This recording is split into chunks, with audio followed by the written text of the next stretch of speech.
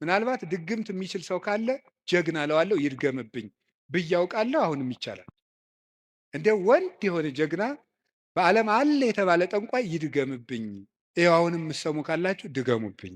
እኔ በጌታችን በመድኃኒታችን በኢየሱስ ክርስቶስ ስም ፍጹም አምናለሁ። ምግባሬ ከሰው ድሃ ልሆን ይችላል። በክርስቶስ ስም ግን ቀልድ የለም። ስሙን በስመ አብ ወወልድ ወመንፈስ ቅዱስ በጠራሁት ጊዜ ውዬ ባድር አንዳች እንደማይዞረኝ አምናለሁ። በእስራኤል ላይ ጥንቆላ፣ በያዕቆብ ላይ ሟርት አይሰራም። ሰው በጫማ ይደገምበታል በምናምን ይችላል። እኔ ጫማዬን ትቼው ነው የምመጣ፣ ውጭ ትቼው ነው የምገባ። መድገም ይቻላል። 4 ነጥብ። ምንም አልሆነም። እናቱ ድንግል ማርያም ለእኔ መጠጊያዬ ናት። በእናትነቷ ምንም ቢሆን ከእሷ አቅፍ እጠጋለሁ። ሰማይ መጅ ምድር ወፍጮ ሆነው አጣብቀው ቢፈጩኝ አንቺ ከኔ ጋር ከሆንሽ ምን ይሆናል? እመቤቴ ቅድስት ድንግል ማርያም ሆይ ልጅሽ ከወደደኝ ማን ይጠላኛል? ልጅሽ ከወደደኝ ፀሐይ ይዘምርልኛል፣ ጨረቃም ያመሰግነኛል፣ ከዋክብት ይዘምሩልኛል። በእኔ ላይ ማንም በጠላትነት መነሳት አይችልም። ፈሪ አትኑ። ጠንቋዩን ይሄ ምናምናም ውሸታውን አትስሙት። የእግዚአብሔር ስም የጸና ግንብ ነው። ሰው ስልክ ደውሎ ቢያስፈራራችሁ፣ ሰው በስልክ ቢሰድባችሁ፣ ያመናችሁት ቢከዳችሁ፣ አደጋ ወደ እናንተ እየመጣ እንደሆነ ብትሰሙ ከዳዊት መዝሙር 1 አውጥታችሁ አንብቡ። በጨነቃችሁ ጊዜ መዝሙረ ዳዊትን በጣም ውደዱት። እኔ ማስተማር ከጀመርኩ ጀምሮ ስለ መዝሙረ ዳዊት ነው የምናገረው። አንዳንድ ጊዜ ሰይጣን ምን ሊለን ይችላል? እንዲሆኜ ረክሼ ቤተክርስቲያን አልሄድም፣ እንዲሆኜ ረክሼ የጸሎት መጽሐፌን አልነካውም፣ እንዲህ ባረኩበት እጄ እንዲህ በልኮ። የእግዚአብሔር ቤተሰቦች ያለ እግዚአብሔር ጉልበት ካለንበት ኃጢአትን መውጣት አንችልም። እንዲያውም ካደፍን ነው ቤተክርስቲያን መምጣት ያለብን። ልንነጻ ነው የምንመጣው። አሳዳጁን ጳውሎስ አይደለም እንዴ ተነስተን ቅዳሴ ላይ ቅዱስ ሐዋርያ ጳውሎስ ሰናየ መልእክት ፈዋሴ ዱያን ዘነሳይከ አክሊለ ሰአል ወጸሊ በእንቲአነ ያድኅን ነፍሳተነ በብዛ ሳህሉ ወምሕረቱ በእንተ ስሙ ቅዱስ የሚባለው እኮ አሳዳጁ ጳውሎስ ነው። በስመ አብ ወወልድ ወመንፈስ ቅዱስ አሐዱ አምላክ። በስመ አብ ወወልድ ወመንፈስ ቅዱስ አሐዱ አምላክ። በስመ አብ ወወልድ ወመንፈስ ቅዱስ አሐዱ አምላክ አሜን። ይትባረክ እግዚአብሔር አምላከ አበዊነ ቅዱሳን ዘሰባህ ምሕረቱ በላዕሌነ። ምሕረቱን ቸርነቱን ይቅርታውን በሕይወታችን ላይ ያጸናልን የአባቶቻችን ፈጣሪ የእኛም ፈጣሪያችን እግዚአብሔር ላደረገልን በልቡናችን አስበን በአንደበታችን ተናግረን ስለማንፈጽመው ቸርነቱ ሁሉ ስሙ የተመሰገነ ይሁን። የእናታችን የቅድስት ድንግል ማርያም የቅዱስ መስቀሉ የቅዱሳን መላእክት የቅዱሳን ነቢያት የቅዱሳን ሐዋርያት የቅዱሳን ጻድቃን በረከታቸው ረድኤታቸው ከሁላችን ጋር ይሁን። የእግዚአብሔር ቤተሰቦች ሁላችሁ አሁን ዘመኑ በፈጠረው በማስተላለፊያ መንገድ በሌላም ቦታ ሁናችሁ የእግዚአብሔርን ቃል የምትሰሙ ምእመናን ሁላችሁም ክርስቶስ ተንሥአ እሙታን አሰሮ ለሰይጣን ሰላም ኮነ። ሰላምን የሰጠን አምላክ ክብር ምስጋና ይግባው። በመካከላችን ተገኝቶ እንዲያስተምረን ቅዱስ ፈቃዱ ይሁን። አፈቅረከ እግዚኦ በኃይሌ፣ ጉልበቴ ሆይ እወድሃለሁ በሚል ርዕስ ነው የምንማማረው። የቅዱስ ዳዊት መዝሙር 17 ቁጥር 1 ላይ የምናገኘው ኃይለ ቃል ነው። እስኪ ሁላችሁም አቤቱ ጉልበቴ ሆይ እወድሃለሁ በሉ። ደግማችሁ በሉ። አቤቱ ጉልበቴ ሆይ እወድሃለሁ በሉ። ሶስተኛ አቤቱ ጉልበቴ ሆይ እወድሃለሁ።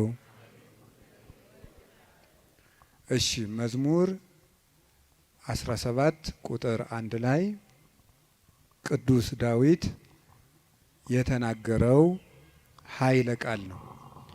ሁላችሁም እንደምታውቁት ቅዱስ ዳዊት የእግዚአብሔር ፍጹም ወዳጅ ነው። በእንባው የሚታወቅ አባት ነው። ይገርማችኋል፣ በቅድስና ሰው በሚያየው የቅድስና ውበት ዳዊትን የሚበልጡ ብዙ ሰዎች አሉ። በልብ ውበት ግን ቅዱስ ዳዊትን የሚያህል ሰው የለም። ልቡ ውብ ነበረ። ብዙ ኃጢአቶችን ውጣ ውረዶችን አሳልፏል። ነፍስም ገሏል። የሰው ሚስትም ቀምተዋል።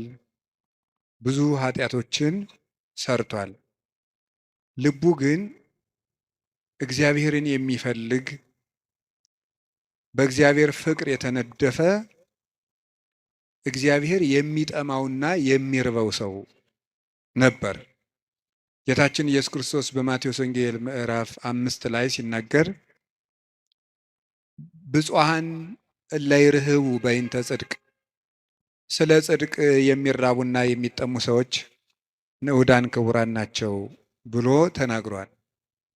ስለ ጽድቅ የሚራቡ ንዑዳን ክቡራን ናቸው።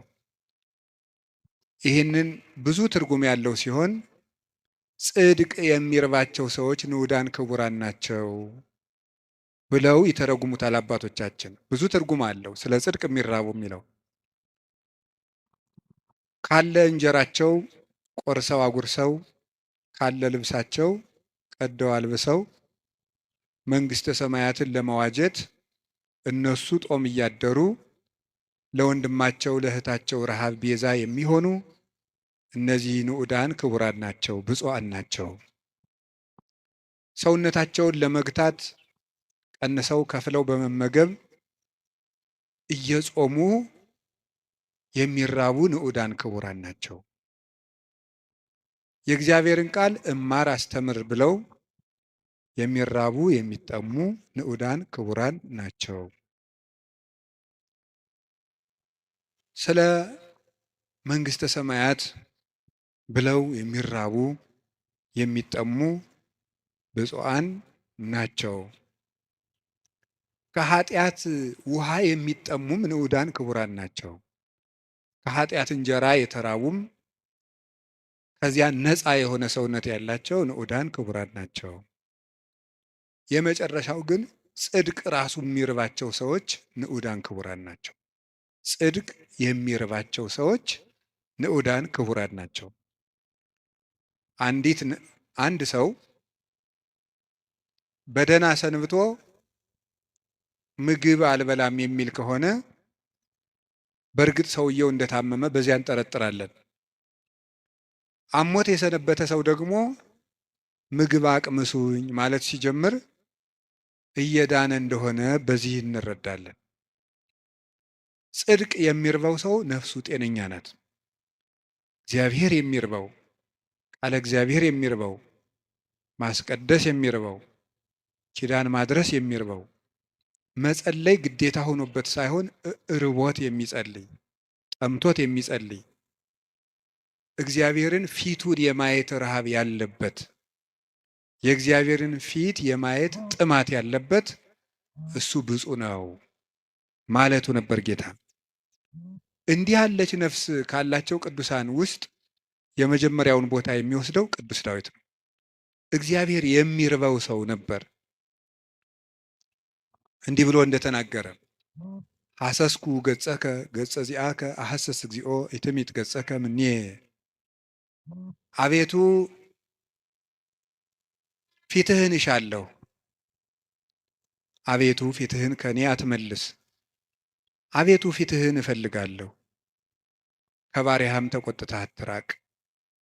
ኃጢአቴ ክፉ ቢሆንም እንኳን በኃጢአቴ ተቆጥተህ አትራቀኝ፣ ፈጣሪ ቸል አትበለኝ እያለ የእግዚአብሔር ፊት ይርበው ነበር። ወከመ ያፈቅር ኃየል ሀበ አንቅዕተ ማያት፣ ከማሁ ታፈቅር ነፍሴ ሀበ እግዚአብሔር አምላኬ። ዋልያ ወደ ውሃ እንደሚናፍቅ ሰውነቴ እግዚአብሔርን ተጠማች።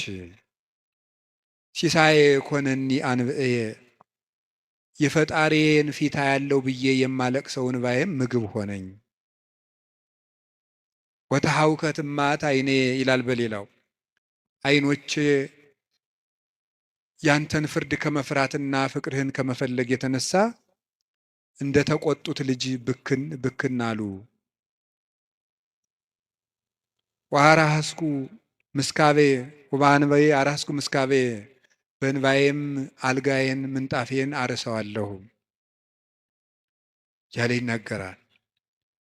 በሌላኛው የመዝሙር ክፍሉ ደግሞ አምላኬ አምላኬ እገይስ ኀቤከ ፈጣሪ ሁልጊዜ በእግረ ልቡና ወደ አንተ ገሰግሳለሁ። ጸማት ነፍሴ ለከ ሰውነቴ አንተን ተጠማች። ማይዜ እበጽሕ ወእሬይ ገጾ ለአምላኬ ደርሼ የፈጣሪን ፊት የማየው መቼ ነው ይላል።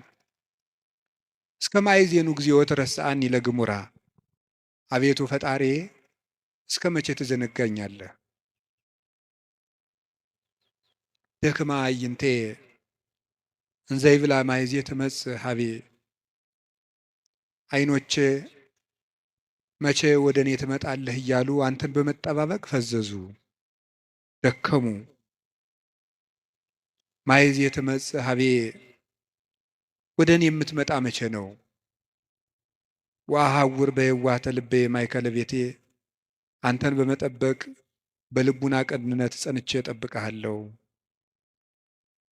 እግዚአብሔር እድል ፈንታዬ ጽዋ ተርታዬ ነው። ያለ እግዚአብሔር ምግቡ፣ እግዚአብሔር ልብሱ፣ እግዚአብሔር መጠጡ ነበር። ፈጣሪ ወበምስካቤኒ እዜከረከ ሳንቀላፋም አንተን እያሰብኩ አንቀላፋለሁ፣ በመኝታዬም አስብሃለሁ።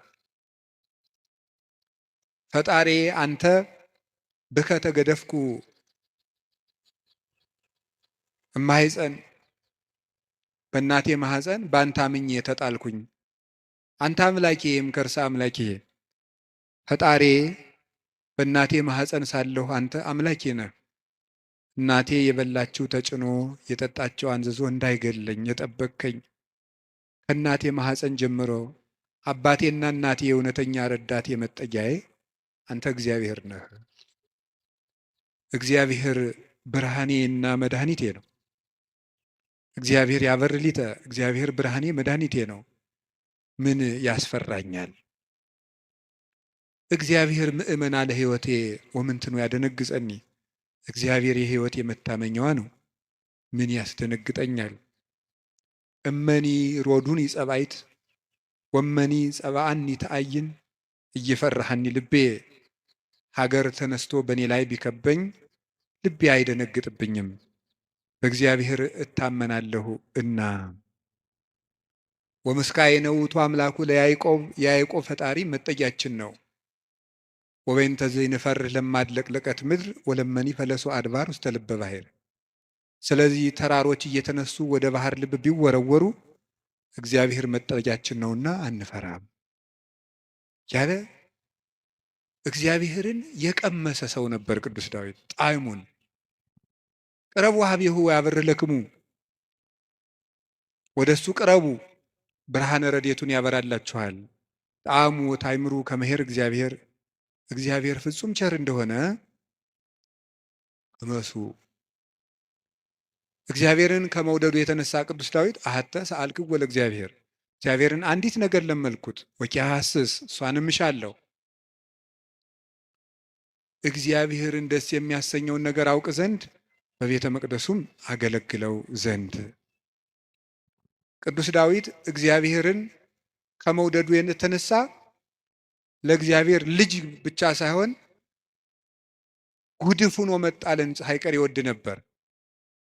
ጥቀ ፍቁር አብያቲከ እግዚኦ እግዚእ ኃያላን ተፈሳሐት ነፍሴ በአፍቅሮ አይጻዳቲከ። የኃያላን መላእክት ፈጣሪ እግዚአብሔር ሆይ ማደሪያዎችህ ቤተ መቅደሶችህ እንደምን የተወደዱ ናቸው። ሰውነቴ ቤተ መቅደስን በመውደድ ደስ አላት። አብደርኩ እትገደፍ ውስተ ቤተ እግዚአብሔር ምንበር ውስተ ቤተ ኃጥአን። በኃጥአን ድንኳን ቤት አዳራሽ ተመችቶኝ ከሚኖር በእግዚአብሔር ቤት ብጣል እንኳ ደስ ይለኛል ይላል ቅዱስ ዳዊት። እግዚአብሔርን አመስግኖ የማያልቅበት ነው። በተስፋ ባሕቲትከ አኅደርከኒ፣ በአንተ አለኝታ አንተ ብቻ ባለኝታ አሳደርከኝ። ባንተ አምኜ እሰክም ወነውም፣ ዓይኖቼንም ባንተ አምኜ ከድናቸዋለሁ። ስነሳም አንተን አምኜ እነሳለሁ እያለ ልቡን በእግዚአብሔር የጣለ እግዚአብሔርን የሚወድ ሰው፣ የእግዚአብሔር ልብ የፈሰሰለት ሰው ነበረ። እንደ አባት ሲቆጣው ብክን ብሎ የሚደነግጥ፣ በፍቅሩ የተነደፈ ርኅሩህ፣ ጠላቶቹንም ስለ እግዚአብሔር ብሎ የሚወድ የጌታችን የኢየሱስ ክርስቶስ ወንጌል ምልክት የነበረ አባት ነው ቅዱስ ዳዊት። ለዚህ ነው የዳዊት መዝሙር በተዘመረበት አጋንንት የሚደነግጡት፣ ልብ ሰላም የሚያገኘው። ስለዚህ የተወደዳችሁ ምዕመናን በጨነቃችሁ ጊዜ መዝሙረ ዳዊትን በጣም ውደዱት። እኔ ማስተማር ከጀመርኩ ጀምሮ ስለ መዝሙረ ዳዊት ነው የምናገረው። ልክ እናንተ እንደምትጨነቁት እኛም እኮ ይጨንቀናል። እኛም የምንጨነቅበት ጊዜ አለ። እናንተ ኃጢአት እንደምትሰሩ እኛም እንሰራለን። በተጨነቅን ጊዜ ግን የምናርፈው ከዳዊት መዝሙር አንዱን በመዘመር ነው። እንዲያውም እናንተ ጥሩዎች ናችሁ፣ እድለኞች ናችሁ። እናንተ ቢጨንቃችሁ ወደ አንድ ቄስ ሄዳችሁ ትናዘዛላችሁ። ቄስ ሲጨንቀው ግን ወደ ማን ይሄዳል? ጳጳሱ ቢጨንቃቸው ከፓትርያርኩ ይሄዳሉ። ፓትርያርኩ ቢጨንቃቸው የት ይሄዳሉ? በወንበር መቀመጥ ዕዳ ነው። አባት መሆን ሌላውን አጽናንቶ ራስ መጽናኛ ደግሞ ይቸግራል። የዚያን ጊዜ መጽናኛ የቅዱስ ዳዊት መዝሙር ነው እና ያልሆነ ሰው ስልክ ቢደውልላችሁ ማለት ሰው ስልክ ደውሎ ቢያስፈራራችሁ፣ ሰው በስልክ ቢሰድባችሁ፣ ያመናችሁት ቢከዳችሁ፣ አደጋ ወደ እናንተ እየመጣ እንደሆነ ብትሰሙ ከዳዊት መዝሙር አንድ አውጥታችሁ አንብቡ። እዚህ የመጣችሁት ለሕክምና ነው እንጂ እንደ አሬዎስፋጎስ አደባባይ አሬዎስፋጎስ አደባባይ የሚባል አለ ግሪክ ውስጥ። ዛሬ ምን አዲስ ፍልስፍና ይነገር ይሆን ተብሎ ህዝቡ ሁሉ አዲስ ወሬ ለማዳመጥ የሚሄድበት ነው። ስለዚህ መምህር ገሌ ምን ይሰብክ ይሆን ብላችሁ መቼስ አልመጣችሁም። ከብዙ ስራችሁ ከጠበበ ሰዓታችሁ ምናልባትም አንዳንዶቻችሁ ለመኖር ከተቸገራችሁበት ሳንቲማችሁ በታክሲ አውጥታችሁ ነው የምትመጡት። ይህንን እረዳለሁ። እኔ አንዳንድ ጊዜ የገጠር ሰው ያሳዝነኛል፣ አንዳንድ ጊዜ የከተማ ሰው ያሳዝነኛል። የገጠር ሰው የሚያሳዝነኝ በሚያሳዝንበት ነው፣ ለእነሱ ነግራቸዋለሁ። የከተማ ሰው አንዳንድ ጊዜ የሚያሳዝነኝ ደግሞ በተለይ ታክሲ የሚሰለፍ ሰው ያሳዝነኛል። እውነቴን አይደል የምነግራችሁ፣ አልዋሽም። ሰው ሲሰራ ውሎ በቤቱ ለመግባት ደግሞ ታክሲ ተሰልፎ ብር ይዞም ለካ ደግሞ መሄድ ያቅታል። ወረፋው ደግሞ 1 ሰዓት 2 ሰዓት ደግሞ ይፈጃል። እንደገና ሄዶ ምን ብሎ ታክሲውም ተወዷል አሉ። ከዛችሁ ግን ይሄ በታምር ነው ሰው የሚኖረው፣ በታምር ነው። ካልሰረቃችሁ በቀር በታምር ነው እየኖራችሁ ያላችሁ፣ አንዳንዱን ማለት ነው። እና በዚህ ሁሉ ነገር መሀል የመጣችሁት ለሕክምና ነው። ሊታከም የሄደ ሰው የታዘዘለትን መድኃኒት ሲውጥ ነው ድህነት የሚያገኘው። አሁን የምነግራችሁን ነገር አድርጉት፣ እረፍት ታገኛላችሁ። በተጨነቃችሁ ጊዜ ሞባይላችሁን ከፍታችሁ የሆነ ነገር ወደ ማዳመጥ አትሂዱ። መዝሙረ ዳዊት መኪና ያላችሁ ሰዎች ካላችሁ መኪናችሁ ውስጥ እቤት እንዳለው ሁሉ መኪናችሁ ውስጥ ራሱ አንዱን ችሎ የማይወርድ አንድ መዝሙረ ዳዊት ቢኖራችሁ ጥሩ ነው። የሆነ ወረፋ እንኳን እስከምትጠብቁ የነዳጅ ወረፋም ሊሆን ይችላል፣ አላውቅም። መኪና ውስጡ ናችሁ 3 መዝሙር ዘምሩ። መስሪያ ቤት ገብታችሁ ወረፋ እስኪደርሳችሁ 1 መዝሙርም ዘምሩ፣ የዳዊትን መዝሙር። ይገርማችኋል፣ መንገዳችሁ ሁሉ ብርሃን ይሆናል። እውነቴን ነው የምነግራችሁ። መቼም ስብከት ድራማ አይደለም። በቅድስና ሕይወታችን አባቶቻችን አንመስልም። በእውነት እኔ በግሌ ብዙ የጎደፉ ኃጢአቶች ይኖሩብኛል። ግን በጸሎት በኩል ያልሞከርኩትን አልሰብክም። ስለዚህ መዝሙረ ዳዊት አጽናንቶኝ ነው እንጂ የምናገረው ያነበብኩትን አይደለም የምናገረው። የሆነውን ነው የምነግራችሁ። ይጠቅማቸዋል። መዝሙረ ዳዊት አንብቡ።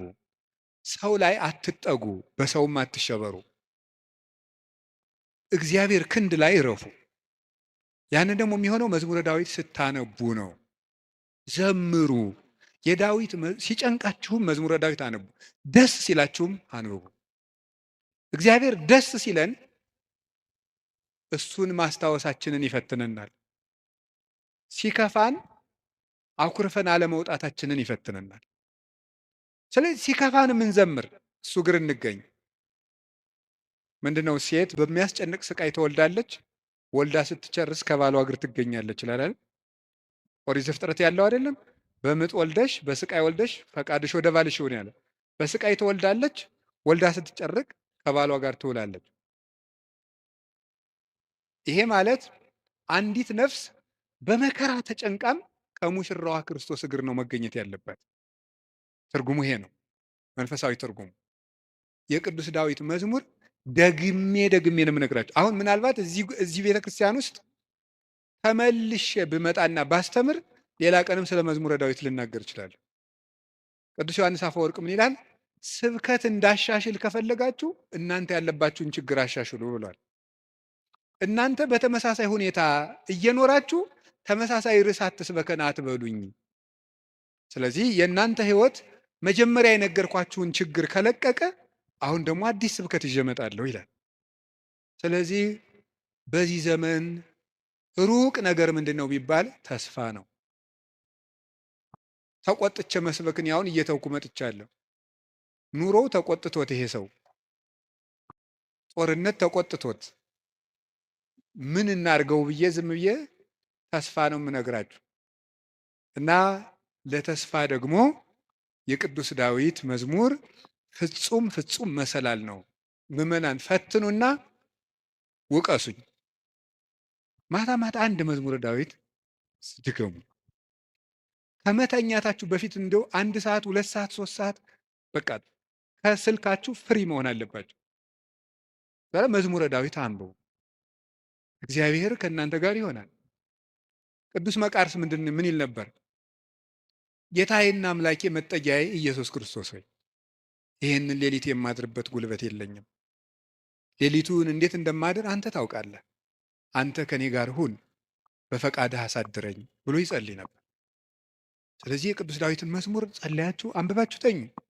ማለዳችሁን እግዚአብሔር ማታውን የቀደሰ ሰው ማለዳውን ይቀድሳል። ማታችንን ካበላሸ ነው ማለዳችንም ይበላሻል። ማለዳችን ከተበላሸም ማታችን ይበላሻል። ማለዳም በመዝሙረ ዳዊት እንጀምር ሲሆን አንዳንድ መዝሙራትን በቃላችሁ አጥኑ። ስንት ነገር ተሸመድዶ የለ እንዴ?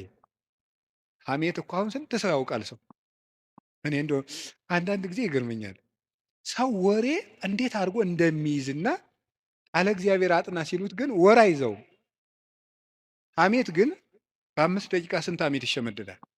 አጥኑ መዝሙረ ዳዊት፣ መጠጊያችሁን እግዚአብሔር አድርጉ እና ቅዱስ ዳዊት በረከተ እግዚአብሔር የሞላበት ፍጹም የፍቅር ሰው ነበረ። ሰውንና እግዚአብሔርን ይወድ ነበር እላችኋለሁ። የቅዱስ ዳዊት በረከቱና ረዴቱ አሸናፊነቱ ጭምር ከሁላችን ጋር ይሁን። ቅዱስ ዳዊት ጠላቶቹ ሁሉ ተሸንፈውለት እረፍት ካገኘ በኋላ የዘመረው መዝሙር ነው ይባላል። መዝሙር 17 ጠላቶቹ ሁሉ አርፈውለት የዘመረው መዝሙር ነው ይላል። በእኛም ላይ የሚነሳብንን ነገር ሁሉ እግዚአብሔር ያሳርፍልን፣ እረፍት ይስጠን መድኃኔዓለም። ስለዚህ ምን አለ? አቤቱ ጉልበቴ ሆይ ተናገሩ እንጂ በሉ ሁላችሁ። እኔን መሰላችሁ እንዴ? እግዚአብሔርን እኮ ነው። በሉ እሺ፣ አቤቱ ጉልበቴ ሆይ በሉ። እሺ፣ ማን ነው እንደዛ የሚለው? እግዚአብሔርን። በጣም የሚያስደንቅ ነገር ነው። እኔ እንግዲህ 3-4 ነጥቦችን ልንገራችሁ። እግዚአብሔር ለምንድን ነው ጉልበት የሚባለው የሚለውን ለምነግራችሁ። አፈቅረክ እግዚኦ በኃይሌ፣ ኃይልን ስላደረክልኝ አመሰግንሃለሁ ነው የሚለው። ኃይልን ስላደረክልኝ አመሰግንሃለሁ።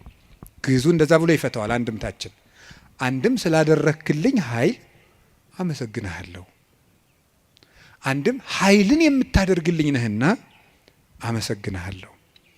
ያለፈውንም የሚመጣውንም እስካሁን ኃይልን ስላደረክልኝ አመሰግንሃለሁ፣ ነገም ኃይልን ስለምታደርግልኝ ቀድሜ አመሰግንሃለሁ። ሲናገር እግዚአብሔር ኃይልየ ወፀወኔ ወመዳኔ፣ እግዚአብሔር ኃይልየ፣ እግዚአብሔር መጠጊያዬ፣ እግዚአብሔር መድኃኒቴ ነው ይላል። እግዚአብሔር ኃይሌ ነው፣ እግዚአብሔር መጠጊያዬ አምባዬ ነው፣ እግዚአብሔር መድኃኒቴ ነው። ሊቃውንት ሲፈቱት እግዚአብሔር ብዋጋ ማሸነፊያዬ ጋሻዬ፣ ብሸሽ መጠጊያዬ ነው ይላል። ሰልፍ በመጣ ጊዜ ድል የምነሳበት እሱ ነው። በሸሸው ጊዜ የማመልጥበት መጠጊያ እሱ ነው። የሚያድነኝም እሱ ነው የሚለውን ሊቃውንት ሲተረጉሙት የማያድን አምባ አለና ይላሉ። የማያድን አምባ አለና እግዚአብሔር ግን የሚያድን አምባ ነው ይላል። ብዙ ሰዎች የተጠጉበት አምባ ሁሉ አላዳናቸውም። አይታችሁ እንደሆነ ማለት ነው። እየሰማችሁ ነው? አዎ። የተጠጉበት አምባ ሁሉ አላዳናቸውም። እንዲያው ብዙ ሰዎችን ሰው ሲያሰቃዩ የነበሩ ነገስታትን ሁሉ አንዳንድ ጊዜ ነገስታትን፣ ኃያላን ሰዎች፣ ንፉግ ባለጸጎች፣ እነዚያን ሁሉ ታሪክ እንደው ቁጭ ብዬ ሳስበው ብዙዎቹ ያ ነገራቸው እንዳጠፋቸው ነው የምታዩት። ጉድጓድ ውስጥ ከተማ ሰርተው የሚኖሩትን ሁሉ መርምሮ አውጥቶ አንጠልጥሎ የሚገል ጥሎባቸዋል። ሁሉንም ማለት ነው። የማያድን አምባ አለና 100 ኪሎ ሜትር የምድር ውስጥ ከተማ ቢሰራ አንድ ሰው አይድንም። እግዚአብሔር ፊት ከሆነ ግን መሀል ላይ እዚህ መሀል ከተማ ላይ ምንም አይሆንም። በህዝብ መሀል ተሰውሮ ምንም አይሆንም። ዛሬ አቡነ ገብረ መንፈስ ቅዱስ ናቸው እንደምታውቁት። አቡነ ገብረ መንፈስ ቅዱስን አንዱ መነኩሴ ሂድና ጾም እንዲህ ያለ ቤተ ክርስቲያን ቅዳሴ ቀድሰን አሉት። አይ እንዴት አድርጎ ይሆናል? መነኩሴው በአብይ ጾም ከተማ ለከተማ እየዞረ ይሉኛል አሉ። ምእመናን ከባዶች ናቸው እኮ ለማማት አይደለም። እኔ ግን ምእመናን አንድ ነገር መናገር እፈልጋለሁ። እሱ ምንድን ነው? እኔ አሁን እግዚአብሔር ጸሎታችን አልሰማን ያለም ይመስለን በካህናት ላይ ያላችሁ እምነት እየቀነሰ ስለመጣ ነው። እውነት ነው፣ እኛ ኃጢአት እንሰራለን። ግን ኃጢአታችን ለራሳችን ትታችሁት እናንተ በእግዚአብሔር ብታምኑ ትጠቀሙ ነበር። ግን ነውር ለቃሚ ሆናችኋል። ከዚያ የተነሳ አትጠቀሙ። እኔ አሁን ሰሞኑን አይቻለሁ። የሄድኩበት ሀገር ገብቶ ይቀድሳል። ቀድሶ ሲወጣ ሲጋራ እያጨሰ ነው የሚሄድ ቄሱ። አሁን የኢትዮጵያ ካህናት ይሄን ብታየው አትሰቅሉንም? መሀል ከተማ ላይ አይ ጳጳስ ሲያጨስ ነው አይቻለሁ። ጳጳስ እያጨሰ ምን ትላላችሁ እስቲ? አሁን ጳጳሱ ሲጋራ እያጨሰ ቡል እኔ ጳጳሳት ያጭሱ የሚል አዋጅ አልናገሩም። እነሱም አይሰሙኝም ብል ራሱ እነሱም አይሰሙም። የኛ ጳጳሳት እኔ አያደርጉም አይሰሙም። ግን ማለት የፈለግኩት ሲጋራውን ቡል እያደረገ መጥተው እጁን ሳም አድርገው ትሄዳሉ ምእመናን። እኔ ባይኔ እኮ ነው ያየሁት። ትናንት ራሱ አይቻለሁ። ዛሬ ጠዋት ነው የገባሁት። እነሱ እንደዛ ነው የሚያደርጉት። እግዚአብሔር ጋር እንጂ ሰው ነውር ላይ አይደለም የሚንጠለጠሉት። ጉልበታችን መምጣት ያለበት ወደ እግዚአብሔር ነው። እንድንጠቀም መጠጊያ ማድረግ ያለብን እግዚአብሔርን ነው። የዘመን ጉዳይ እንጂ ማንም ሰው ከእግዚአብሔር ተለይቶ የተጠጋበት አምባ ሁሉ አይረባውም፣ አይጠቅመውም። ከእግዚአብሔር የተጠጋ ግን ይኸው ኤልዛቤልን ታውቋታላችሁ አይደለም? ናቡቴን እንደዚህ አድርጋ አስገድላ፣ እሷ ግን በግንብ የተሰራ ምርጥ ቤት በዘመኑ ድንጋይ ተወርሮ የማይፈነቅለው ቤት በሙሉ ሰርታ፣ ሰረገላ የማይገባበት ቤት ፈርሳ፣ ቤት ሰርታ፣ በጦር የማይወጋ ቤት ሰርታ፣ ይገርማችኋል፣ ገለው አውጥተው በመስኮት ነው እንዲያውም ጎትተው የጣሏት። ደሟንም ውሻ ነው የላሰው። መጽሐፍ ቅዱስ ይናገራል። ይሄ የሚያድን አምባ እግዚአብሔር ነው። የሀብት አምባም አያድንም፣ የዘመድ አምባም አያድንም፣ የጦር የሰረገላ አምባም አያድንም። አንድ ሰው ብዙ ቀን ክፉ ነገር አልደረሰበትም ማለት መጨረሻው ያምራል ማለት አይደለም። ጽዋው ሞልቶ እስኪፈስ እግዚአብሔር ሊታገስ ይችላል። ትዕግስቱን የፈጸመለትና ሰው በቸርነቱ መጠቅመጥ ያቃተው ዕለት ግን የፍርዱን ጽዋ ይቀዳዋል። የሚያድን አምባ እግዚአብሔር፣ እግዚአብሔር አምባዬ ነው ተጠግቼ የማልፍበት የሚያድን አምባዬ እግዚአብሔር። ዘመድም ስልጣንም ወገንም የጓደኛ ብዛትም መሳሪያም አያድንም፣ የሚያድነው እግዚአብሔር። ለዚህ ነው ኃይሌ ወፀወኔ ብሎ ወመድኃኔ የጨመረበት። የሚያድን አምባዬ አምላኬ ረዳኤ ወቱ የከልቦቱ፣ ፈጣሪዬ እውነተኛ ረዳቴ ነውና እታመንበታለሁ። እውነተኛ ረዳቴ ነው ብሏል። እውነተኛ ረዳቴ ነው ሲል እውነተኛ ረዳት ማለት ምን ማለት ነው? እውነተኛ ረዳት ለምሳሌ አሁን ሰው እንጀራ አብልቶ እያበላ ብር ሰጥቶ ብር የሰጠውን ሰውዬ ቪዲዮ ይቀርጻል። ልብስ አልብሶ ቪዲዮ ይቀርጻል። አሁን ደግሞ በእነዚያ ሰዎች ላይም አትፍረዱ። እንደዚህ ስላችሁ አንድ ሰውዬ ነበር ቅዱስ ዮሐንስ አፈወርቅን ሂዶ እንዲህ ያለው፣ መምህር ሆይ ምጽዋት መመጽወት እወዳለሁ፣ ስመመጸውት ደግሞ ስመሰገን ደስ ይለኛል። ስለዚህ ውዳሴ ከንቱ ካለበት ጽድቁ አይጠቅመኝም ማለት ነው። ምጽዋቱን ልተወው ትላለህ ወይስ እንዴት ታላድርግ አለው። ተወው አለው። አይ ምጽዋቱን ተወው ካልከኝ ነው ውዳሴ ከንቱን ተወው ካልከኝ ምጽዋቱን እተወዋለሁ አለው። በል እንግዲህ ከነ ውዳሴ ከንቱ መጹት አለው። ምክንያቱም ሰው አዝመራ ዘርቶ ምንም ባይጠብቀው ለእሸት ያህል ጥቂት አያጣም። አንተም ከነ ውዳሴ ከንቱ ስጥ ዝም ብለህ፣ እግዚአብሔር በረዴቱ ዋጋ አይነሳህም አለ። ስለዚህ እገሌ መመስገን ፈልጓል አትበሉ። ይፈልግ፣ እኛ ምን አገባን? ይፈልግ ማለት የፈለግኩት ግን እውነተኛ ረዳት የተባለው በመርዳቱ የማይመካ እግዚአብሔር ነው። በመርዳቱ አይመካም። ገብቷችኋል አይደል? አንዳንድ ሰው ሱሪ ገዝቶ አቀማመጣችሁን ሁሉ ኦዲት ማድረግ ይጀምራል።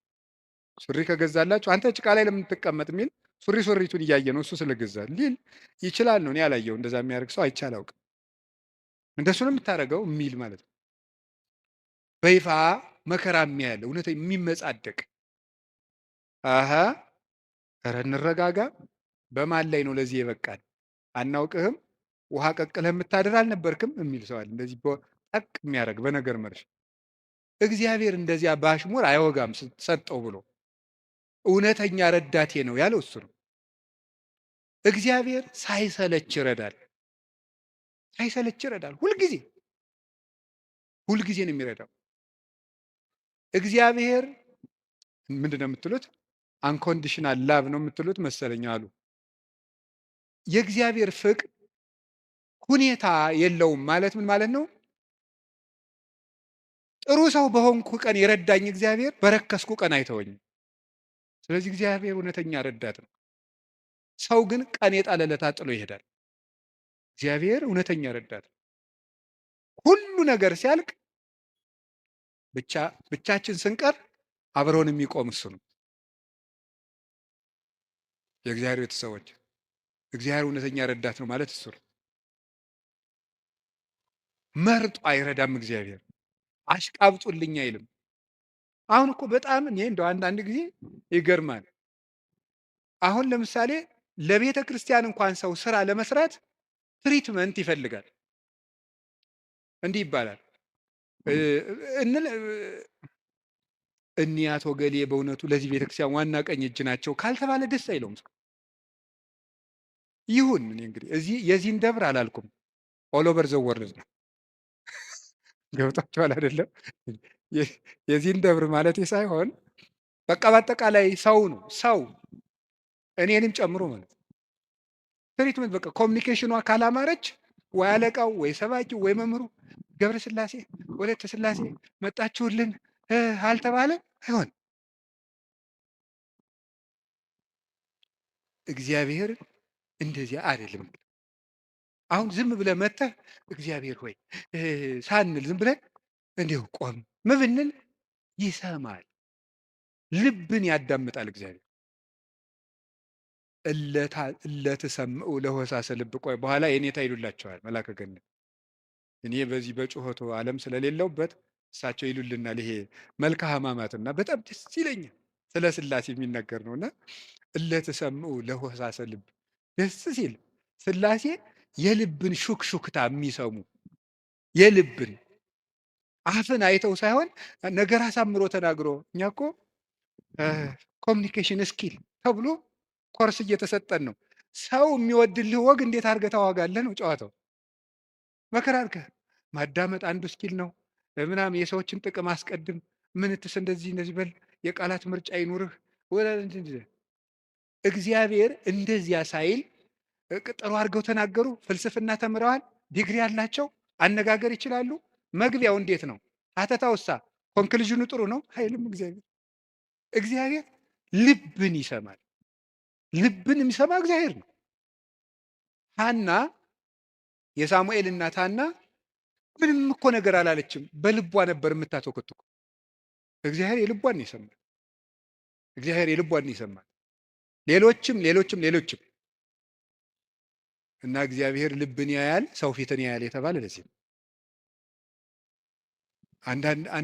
አንዳንድ ጊዜ እውነቴን ነው የምነግራችሁ፣ መታችሁ የምትሉት ከጠፋችሁ ብትችሉ ዝም ብላችሁ የአባታችሁ ቤት አላለ ቁሙ፣ ዝም ብላችሁ እዚህ ገብታችሁ ራሱ አንዳንድ ጊዜ ጭንቀት ይበዛና ቃላት ያጥርና ኃጢአት ይደራረብና አፍን መክፈት ያቅታል። ገብቶ ዝም ብሎ ቢቻል ማልቀስ ጥሩ ነው። እግዚአብሔር ከሺህ ቃላት አንድ ዘላላ እንባን ይወዳል። እዚህ ገብቶ ማልቀስ እና እግዚአብሔር እውነተኛ ረዳቴ ነው። ወረት የሌለው ትናንት ረድቶ ዛሬ ችል የማይል አፍ ላይ የሌለው በሌላ ፍቅር የማይወሰድ ወዳጅ የማይለውጥ ስንለወጥ የማይለወጥ አባት እግዚአብሔር ነው። ደግሞ የማይደክመው የማይሰለች ለሁሉም የሚበቃ አባት እግዚአብሔር ነው። እኔ ለምሳሌ አሁን እንዳንድ የቤተ ክርስቲያን መነኩሴ አሁን ለምሳሌ 3 ሰዎች ሊያነጋግሩ ቢፈልጉ 3 ሰዎች እንዳነጋገርኩ መሽቷል ደህና ደሩ ቤት። እግዚአብሔር ይህን ሁሉ ሰው በአንድ ጊዜ ይሰማል። ታዲያ እውነተኛ ረዳት አይደለም ነው? አንድን የቤተ ክርስቲያን አባት በጣም ትልቅ ሰው ቢሆን ሁልጊዜ ከሌሊቱ 6 ሰዓት ብትደውሉበት አንተ ስራ የለህም ስርዓት አትይዝም በዚህ ሰዓት ይደወላል ሊሉ አይችሉም? ይላሉ። እግዚአብሔር መንፈቀ ሌሊት ብንጠራው አለ። እግዚአብሔር ሊነጋ ሲል ብንጠራው አለ። እግዚአብሔር የትም ሆነን ብንጠራው አለ። ገደል ውስጥ ብንጠራው አለ። የረከሰ ቤት ውስጥ ሆነን ብንሰራው ምንድነው ሌሊት በምንጣፌ ላይ ሳለው ነፍሴ የወደደችውን ፈለግኩት ይላል መኃልየ ሰሎሞን ላይ። እና ይሄን ምንጣፍ የሚለውን ሊቃውንት ሲተረጉሙ ይላሉ በኃጢአት አልጋ ውስጥ ተዘፍቄ ሳለው ፈጣሪን አሰብኩትም። ውድቀት ውስጥ ሆነን ብንጠራው እግዚአብሔር ይሰማል። እግዚአብሔር እውነተኛ ረዳቴ ነው ያለው ለዚህ ነው። ምእመኔ ወቀርነ ሕይወቴ፣ የምታመንበት የሕይወቴ መመከቻ ቀንድ እግዚአብሔር ነው። ሰው በጽዋ ይክወል እግዚአብሔር እድህንም ጸሬ፣ ፈጣሪ እግዚአብሔርን በጠራሁት ጊዜ ከጠላቶች እድናለሁ። ይህንን ይዞ ሰሎሞን የእግዚአብሔር ስም የጸና ግንብ ነው ይላል። መጠጊያ የእግዚአብሔር ስም ነው።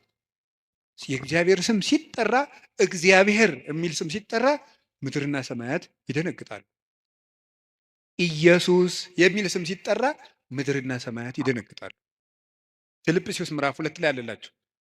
ከመለስሙ ለእግዚእነ ኢየሱስ ክርስቶስ ይስግድ ኩሉ ብርክ ዘውስተ ሰማይ ወዘውስተ ምድር ወዘበታሕቲ ያለ ምድር። ለኢየሱስ ክርስቶስ ስም በሰማይና በምድር ከሰማይ በላይና ከምድር በታች ያለ ጉልበት ሁሉ ሊንበረከክ ይገባል። ለአንድ መነኩሴ ገዳም ሲገባ ከሚሰጠው ትምህርት አንዱ የኢየሱስ ክርስቶስን ስም መላልሰ መጥራትን አታቋርጥ ነው የሚባለው። የኢየሱስ ክርስቶስን ስም ኢየሱስ ክርስቶስ ጌታዬ ኢየሱስ ክርስቶስ ወይ ማረኝ ብዙ ቀን እናገራለሁ። እንዲህ ኢየሱስ ክርስቶስ የሚለው ስም ዝም ብሎ የሚቀር ስም አይደለም። ዲያብሎስ የሚፈራው ኢየሱስ የሚለውን ገና ሳይጨርሰው ቅዱስ እንጦንስ ነበር የከበቡት አጋንንት የተበተኑት። በገድለ ቅዱስ እንጦንስ እንደተጻፈ ክርስቶስ ኢየሱስ አማኑኤል እግዚአብሔር ብሎ መጥራት ዝም ብሎ አይደለም። በፍቅር ጥሩት፣ ጉልበት ይሆናቸዋል። ስለዚህ ጉልበቴ ሆይ እወድሃለሁ ያለው ከዚህ የተነሳ ነው። የእግዚአብሔርን ስም በጠራሁት ጊዜ ከጠላቶች እድናለሁ። ፈሪ አትሁኑ፣ ጠንቋይ አትሁኑ። ውሸታም ነው ጠንቋይ፣ አትፍሩ። ምናልባት እደግምባችኋለሁ ምናምን ምናምን ቢል ምንም አትፍሩ። አሁን ይሄ ድሮማ ምን ያደርገ ይሄ ጠንቋዩ ሁሉ ጨው በቂጣ ቅቤና በርበሬ አንድ ላይ ሆኖ በገጠር በነገራችሁ ላይ ጨው የሚባል በርበሬ ነው እና በጣም ይገርማል። እና በጨው እንጀራ በላው ካልክ ሳልት አይደለም እንትን ነው በርበሬ ነው። እና በጨውና በቅቤ ተቀብቶ ቂጣ ያንን ያዞሩና አጋንንቱ ምናምን ብለው ደጋሞ ቱቱቱቱ ብለው መንገድ ላይ በቃ እያማተበ መብላት ቄስ ተማሪ ተመስገን እያሉ በስመ አብ ወወልድ ወመንፈስ ቅዱስ ግጥም አድርጎ የሰይጣን እንጀራ የለውም። ማን አባቱ ነው ለሰይጣን እንጀራ የሰጠው? ይቅርፋታም ድሃ ምንም የለውም። ማምላክን ሰይጣን ደግሞ የት አባቱ ነው እንጀራ ያለው? ደግሞ እሱ መቼ የቆፈረውን መቼ የፈጠረውን እንጀራ ነው። እንጀራን ለሰይጣን አትስጡ። ምንም ለምንም አትስጡ። አትደንግጡ። በእስራኤል ላይ ጥንቆላ በያዕቆብ ላይ ሟርት አይሰራም አይደለም የሚለው የእግዚአብሔር መጽሐፍ እንደዚህ ነው። የእግዚአብሔር ስም የጸና ግንብ ነው። እኔ ሁልጊዜ እናገራለሁ። የካህናት ስልጠና ስሰጥም እናገራለሁ። ምናልባት ድግምት የሚችል ሰው ካለ ጀግና እለዋለሁ፣ ይድገምብኝ ብዬ አውቃለሁ። አሁንም ይቻላል። እንደ ወንድ የሆነ ጀግና በዓለም አለ የተባለ ጠንቋይ ይድገምብኝ ብዬ አውቃለሁ። ይኸው አሁንም የምትሰሙ ካላችሁ ድገሙብኝ። እኔ በጌታችን በመድኃኒታችን በኢየሱስ ክርስቶስ ስም ፍጹም አምናለሁ። ምግባሬ ከሰው ድሃ ሊሆን ይችላል። በክርስቶስ ስም ግን ቀልድ የለም። ስሙን በስመ አብ ወወልድ ወመንፈስ ቅዱስ በጠራሁት ጊዜ ውዬ ባድር አንዳች እንደማይዞረኝ አምናለሁ። እውነቴን ልነግራችሁ። አሁን እኔ ሰው በጫማ ይደገምበታል በምናምን ይችላል። እኔ ጫማዬን ትቼው ነው የምመጣ፣ ውጭ ትቼው ነው የምገባ። መድገም ይቻላል። 4 ነጥብ። ምንም አልሆነም። እናቱ ድንግል ማርያም ለእኔ መጠጊያዬ ናት። በእናትነቷ ምንም ቢሆን ከእሷ አቅፍ እጠጋለሁ።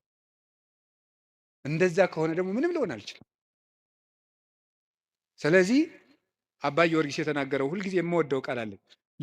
ለመኮነ ሰማይ መድሄ ወምድርኒ ማይረጸ እመተጣበቁ ለሐሪጾቴ ምንተ እንከ ይረስዩኒ ለማ አንቲ ምስሌ። ሰማይ መጅ ምድር ወፍጮ ሆነው አጣብቀው ቢፈጩኝ አንቺ ከኔ ጋር ከሆንሽ ምን እሆናለሁ? ኦ እግዝእቴ ቅድስት ድንግል ማርያም ዘበዕብራይስጢ ማርያም፣ በዕብራይስጢ ማርያም የምትባይ እመቤቴ ቅድስት ድንግል ማርያም ሆይ ለመወልድኪ አፍቀረኒ መኑ ይጸልአኒ። ልጅሽ ከወደደኝ ማን ይጠላኛል? ፀሐይ ይሴብሐኒ ወወርኅ ይባርከኒ ወከዋክብት ይቀድሱኒ። ልጅሽ ከወደደኝ ፀሐይ ይዘምርልኛል፣ ጨረቃም ያመሰግነኛል፣ ከዋክብት ይዘምሩልኛል። በእኔ ላይ ማንም በጠላትነት መነሳት አይችልም ይላል አባ ጊዮርጊስ። ልጅሽ ከጠላኝ ግን ማን ይወደኛል ብሏል። ሰውን ልላችሁ የፈለግኩት ፈሪ አትሁኑ። ጠንቋዩን ይሄ ምናምናም ውሸታውን እንደዚህ የሚለውን አትስሙት። በደግም ባለው ማንም ድሪቶ የፈለገውን ቢያይ ፈሪ አትሁኑ። በሙሉ ልቤ የማምነውን ኢየሱስ ክርስቶስን እንዲህ ይናገራለሁ፣ እውነቴንም ነው። ስለዚህ እግዚአብሔር የምዋጋበት የደህንነት ቀንድ በሬ በቀንዱ እንደሚጠበቀው እኔ በእግዚአብሔር ተጠብቄ እኖራለሁ ይላል ቅዱስ ዳዊት። እግዚአብሔር ሁላችንንም ይጠብቀን። ከሌሊት ሌሊት ከሚሰብር በቀን ከሚወርጅ ያድነን መድኃኔዓለም። ሁላችን በሰላም ወጥተን እንድንገባ ይፍቀድልን። ስለዚህ ጉልበቴ ሆይ በሉ እስኪ ምን አላችሁኝ? በሉ እንጂ። ስለዚህ ጉልበቴ ማለት ኃይሌ ማለት ነው። አሁን ትንሽ ነገር ስለዚህ ተናግሬ ትምህርቴን ለመቋጨት ልሞክር። ኃይል በዚህ ዓለም ላይ ኃይል የሚባሉ ብዙ ነገሮች አሉ። የኤሌክትሪክ ኃይል አለ፣ የፊዚክስ ኃይል አለ፣ ሌላም ብዙ ኃይል አለ። እነዚያን ኃይሎች እዛው ትቻቸው ግን በዚህ ደግሞ በማህበራዊ ኃይል በሚባለው ደግሞ ጥሩ ኃይሎች አሉ። እነሱ ኃይሎች ሶሻል ፓወርስ የሚባሉት እዛ ውስጥ ምን አለ? ለምሳሌ የመጀመሪያው እና አንዱ ኃይል የሚባለው የሞራል ፓወር የሚባል አለ። ሞራል ፓወር ማለት የስነ ምግባር ኃይል ማለት ነው። የስነ ምግባር ኃይል የሚባለው ሁለት ይከፈላል። የመጀመሪያው አርአያነት ይባላል። አርአያነት ብዙ ከሚናገር አንድ ድርጊት ያለው ሰው ዓለምን ይመልሳል። እንግዲህ በዚህ በፔዳጎጂ ትምህርት አዲስ አበባ ዩኒቨርሲቲ ያሳተመው አንድ መጽሐፍ ላይ እኔም አንብቤያለሁ። ሰዎች በመማር ማስተማር ሂደት ውስጥ መጀመሪያ የሚያስታውሱት ያዩትን ነው። መጀመሪያ ያዩትን ነው። መስማት መጨረሻ ላይ ነው። ወይም በተግባር አራቱን ባስቀምጠላችሁ ሰው የሚያስታውሰው መጀመሪያ ያደረገውን ነው። ቀጥሎ የተናገረውን ነው። ሶስተኛ ያየውን ነው። አራተኛ የመጨረሻ ደረጃ የሚወጣው ሰው የሚያስታውሰው የሰማውን ነው። ከዝቅተኛ ወደ ከፍተኛ በወስዳችሁ ደግሞ ሰው የሚያስታውሰው የሰማው ነው። በዝቅተኛ ደረጃ የሚያስታውሰው የሰማውን ነው። ቀጥሎ ከሰማው ይልቅ ያየውን አይረሳም። ካየው ይልቅ የተናገረውን አይረሳም። ከተናገረው ይልቅ ያደረገውን አይረሳም የሰው ልጅ። ስለዚህ ሰውን ብዙ ከምትነግረው አሳየውን። አርአያነት ገዢ ነው እና በዓለም ላይ ትልቅ ተጽዕኖ አሳዳሪ ኃያላን ሰዎች የሚባሉት የሚያደርጉ ሰዎች ናቸው። በአርአያነት የሚያደርጉ የሚያስገድዱ ሰዎች ለጥቂት ቀን ሰው ፈርቶ ያገለግላቸዋል። አርአያ የሚሆኑ ሰዎች ግን የሰውን ልብ ሳይዋጉ ይገዛሉ ይባላል። አርአያ የሚሆኑ ሰዎች ዓለሙ ሁሉ ለምሳሌ አንድ ነገር እንገራችሁ። ቅዱስ እንጦንስን ታውቁታላችሁ አይደለም? ቅዱስ እንጦንስ ግብፅ ሲገባ አንድ መነኩሴ ነው። አሁን በኢትዮጵያ ብቻ ስንት አንድ 2000 3000 ገዳማት አይኖር? ኢትዮጵያ ብቻ ለምሳሌ እኔ የምኖርበት ገዳም ብቻ 300 መነኩሴ አለ። ስለዚህ ምን ማለት ነው? ተመልከታቸው። አንድ እንጦንስ አልተዋጋም። የፈላስፎች የንግግር ጥበብ የለውም። ስብከት አልሰበከም። በኑሮው ግን የግሪክ ፈላስፎችን ሁሉ ወደ በረሃ እየጠራ መነኩሴ ያደረጋቸው። የአርአያነት ኃይል ከንግግር ኃይልም ከጦርነት ኃይልም ይበልጣል ይባላል። በዛውም እንግዲህ ቢሮ የምትሰሩ ሰዎች ካላችሁ ሰውን ከምትቀጡት ይልቅ አርአያ ብትሆኑት ሰው ሁሉ ይገዛላችኋል ነው። ሰዓት የማታከብሪ ወዮልሽ፣ ሰዓት የማታከብር ወዮልህ ከማለት እርስዎ ሰዓት ቢያከብሩ ሰው ሁሉ ሰዓት ያከብራል እንደማለት ያለ ነው። አንድ ሁለተኛ ደግሞ ሪኒዋል ፓወር የሚባለው የመታደስ ኃይል ነው፣ ወይም የንስሐ ኃይል ነው። ኃይል የሚባለው ንስሐ ገብቶ የመለወጥ ኃይል። ከክፋት የተመለሱ ሰዎች በዓለም ላይ ተጽዕኖ የማሳደር ኃይል አላቸው። ለምሳሌ ቅዱስ ጳውሎስ ምንድን ነው የሚለው? ዘአነ ቀዳሚሆሙ ለኃጥአን አይደል የሚለው? እኔ መጀመሪያቸው የምሆን ኃጥአንን ከኔ ጀምሮ የእግዚአብሔር ፈቃድ ለሰዎች ሁሉ እንዲድኑ ነው ነበር ያለው። ስለዚህ ንስሐ የገቡ ሰዎች በዓለም ላይ ተጽዕኖ ይፈጥራሉ። ቅዱስ ጳውሎስ የመጀመሪያው፣ ቅዱስ ጴጥሮስ፣ ማርያም ግብፃዊት፣ ሙሴ ጸሊም የግብፅ ገዳማትን በሙሉ መዓዛው በሙሉ ያወዳል። ቅዱስ ዳዊት የንስሐ ሰው ነው። ሰሎሞን የንስሐ ሰው ነው። ንስሐ የገቡ ሰዎች ኃይል አላቸው። እግዚአብሔር እንዲያውም እንደተነሳ ያን የሚወደው የለም። በሉቃስ ወንጌል ምዕራፍ 15 እንደተጻፈ ካልበደሉ ጻድቃን ከ99 ነገደ መላእክት ይልቅ ንስሐ በሚገባ አንድ ኃጢአተኛ በሰማይ መላእክት ደስታ ይደረጋል ተብሎ እንደተጻፈ። ስለዚህ ንስሐ ኃይል አለው፣ ኃይል አለው። አሁን ቅዱስ ዳዊት እግዚአብሔር ኃይሌ ነው ሲለው ስነ ምግባር ብሰራ ስነ ምግባር እንድትሰራ የረዳኸኝ አንተ ነህ ማለቱ ነው። ጥሩ ነገር ሰርቼ ከሆነ ያለ አንተ ጥሩ መሆን አልቻልኩም ማለቱ ነው። ጥሩ መሆንም የሚገኘው በእግዚአብሔር ነው። እግዚአብሔር ከተማን ካልጠበቀ ጠባቂዎች በከንቱ ይደክማሉ፣ እግዚአብሔር ቤትን ካልሰራ ሰራተኞች በከንቱ ይደክማሉ የሚለው ሲተረጎም አባቶቻችን ሲተረጉሙት ቤትን ካልሰራ ሰራተኞች በከንቱ ይደክማሉ የሚለው ሲተረጉሙት እግዚአብሔር ምግባረ ቤትን ካልሰራ፣ እግዚአብሔር ሀገረ ምግባርን ካልሰራ፣ እግዚአብሔር ሰውነትን ካልጠበቀ በንጽህናው ሰው መጠበቅ አይችልም። በገዛ ራሱ ሰው ራሱን መጠበቅ አይችልም እግዚአብሔር ካልጠበቀ። ስለዚህ መልካም ለመሆኔም አንተው ነህ ማለት ነው። ጥሩ ሰው መሆን የቻልኩት አንተ ረድተኸኝ ነው ማለት ነው። በንስሐ እንድነሳ ያበቃኸኝም አንተ ነህ። ከወደቅኩበት ጉድጓድ አውጥተህ ግን ሰው አድርገህ በሰው መሃል ያቆምከኝ አንተ ነህ ሲል የንስሐን ኃይል አንስቶ ተናገረ። ከቃሉ ጋር ናችሁ? ከቃሉ ጋር ናችሁ? እግዚአብሔር ከሁላችን ጋር ይሁን። ብዙ ንስሐ የገቡ አጣን። እንግዲህ የዮሐንስ ወንጌል ምዕራፍ 12 ላይ ያቺ ሽቶ የቀባችው ሴት አለች አይደለም? የሽቶው መዓዛ ቤቱን ሞላው ይላል። በጣም ሁልጊዜ ዓይኔን የሚስበኝ ንባብ ነው። የሽቶው መዓዛ ቤቱን ሞላ አይደለም? ሊቃውንት ሲተረጉሙት ቤት የተባለች ቤተ ክርስቲያን ናት። ክርስቶስ ያለበት ቤት ቤተ ክርስቲያን ናት። ክርስቶስ ያለበትን ቤት ያቺ ሴት ያመጣችው ሽቱ ሞላው ማለት ምን ማለት ይመስላችኋል? የአንዲት ንስሐ የገባች ነፍስ ዝናዋ፣ ስነ ምግባሯ ቤተ ክርስቲያንን ሞላ። አሳዳጁን ጳውሎስ አይደለም እንዴ ተነስተን ቅዳሴ ላይ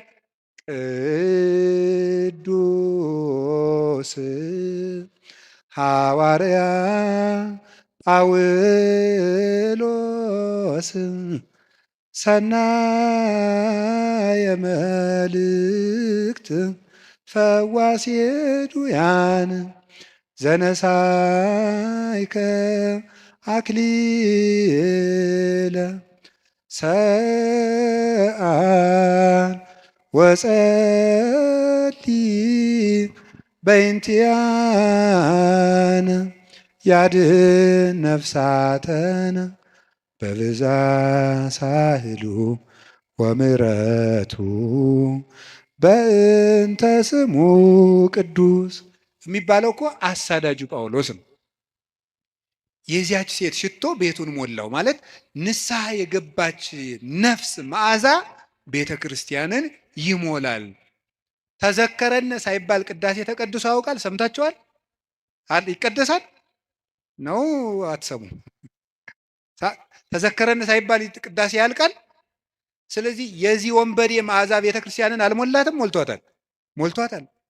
በቀኝ በከመ ተዘከርኮ ለፈያታዊ ዘየማን በቀኝ የተሰቀለውን ወንበዴ እንዳሰብከው እኔንም አስበኝ። ሁልጊዜ የዚህ ወንበዴ መዓዛ ቤተ ክርስቲያንን ሞላት ክርስቶስን ስለለበሰ። አዲያ ወንበዴን መልሶ በቤተ ክርስቲያን ዓመት ሙሉ ስሙ እንዲጠራ ላደረገ አምላክ አቤቱ ጉልበቴ ሆይ ንገሩኝ እወድሃለሁ መባል ይገባዋል። የኃጢአትን ሸክም ፈንቅዬ ወጥቼ በፊትህ እንድቆም ያደረከኝ አምላኬ ሆይ ጉልበቴ ሆይ እወድሃለሁ። የእግዚአብሔር ቤተሰቦች ያለ እግዚአብሔር ጉልበት ካለንበት ኃጢአትን መውጣት አንችልም። አንዳንድ ጊዜ ሰይጣን ምን ሊለን ይችላል?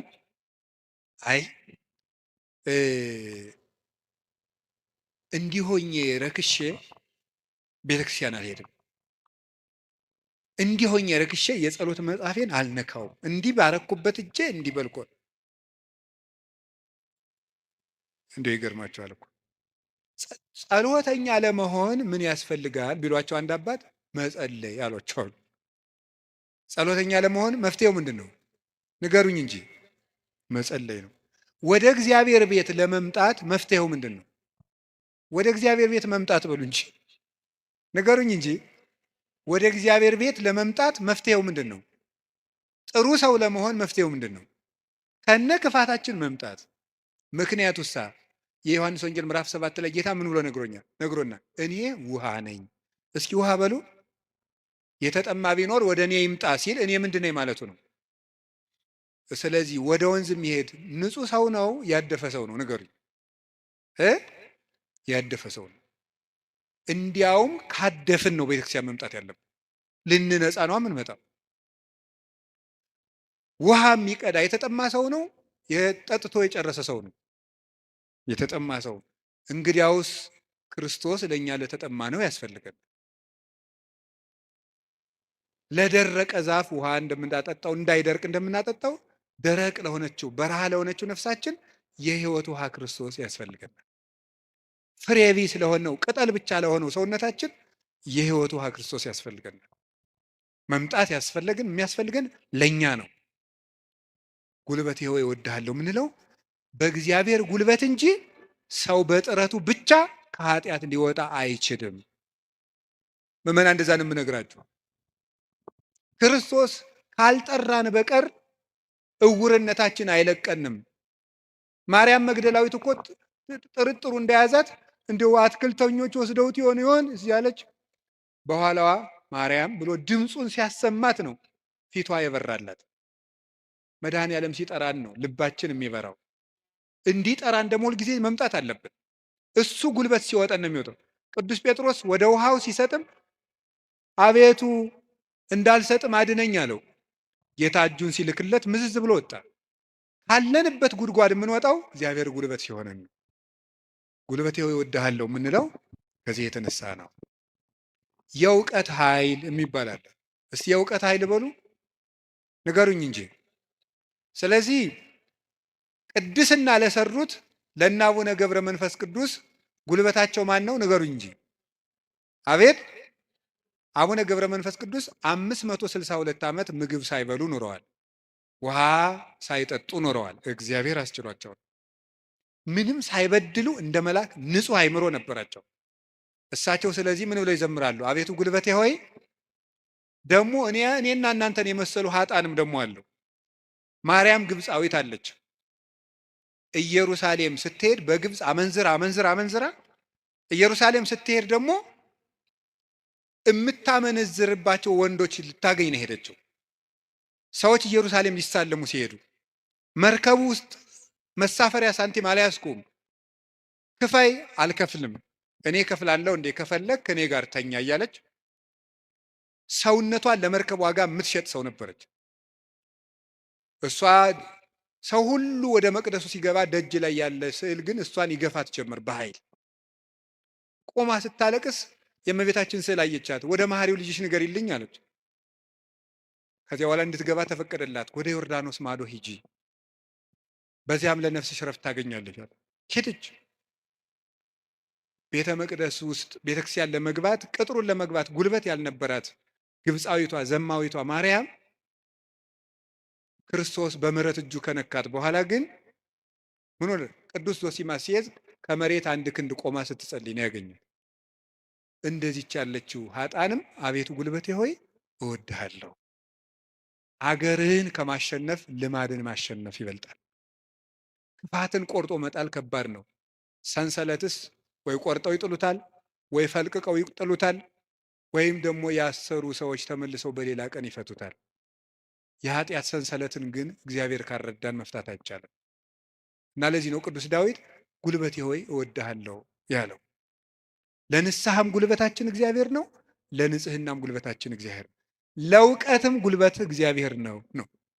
የእውቀት ኃይል የሚባለው እሱ ነው። እውቀት ባዶውን ሲነገር ኃይል የለውም። አንዳንድ ጊዜ ይህንን እኔም አስባለሁ። እውነት ለመናገር መቼስ ተያይዘን ከምንጠፋ አንዳችን ተናጋሪ አንዳችን ሰሚያን እንተጋገዝ ተብሎ ነው እንጂ እውነት ለመናገር እኔን የመሰለ ሰው እዚህ ቆሞ መስበክ አልነበረበትም። መስበክ ያለባቸው እንደነ ቅዱስ ዮሐንስ አፈወርቅ ያሉ ቅዱሳን መምህራን ነበሩ። ፍጹም አባት ነበር መስበክ የነበረበት።